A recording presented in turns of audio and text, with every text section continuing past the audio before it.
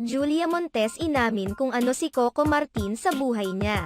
Hayagang tinanong ng King of Talk na si Boy Abunda ang kapamilya actress na si Julia Montes kung ano sa buhay niya ang kapamilya actor-director na si Coco Martin. Si Julia Montes ang guest sa kamakailang episode ng Fast Talk with Boy Abunda.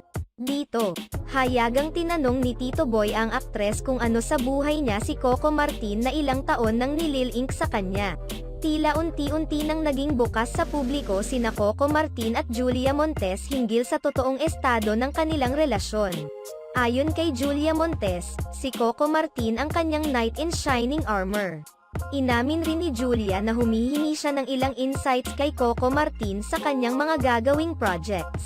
Hayagan din tinanong ni Boy Abunda si Julia Montes patungkol sa suot na singsing ng aktres noong ABS-CBN's ball. Nais na maging malinaw ni Tito Boy sa lahat kung totoo nga bang engaged na o kinasal na ba sina Julia at Coco Martin. "Let's cross the bridge when we get there," sagot ni Julia Montes. Bagamat hindi naging malinaw ang sagot ni Julia, inidikasyon na ito na talagang nagkakamabutihan na sila ngayon ni Coco Martin at unti-unting nilalantad na sa publiko ang kanilang pagmamahalan. Nilinaw naman ni Julia Montes na masaya siya ngayon sa estado ng kanyang career at sa kanyang buhay pag-ibig.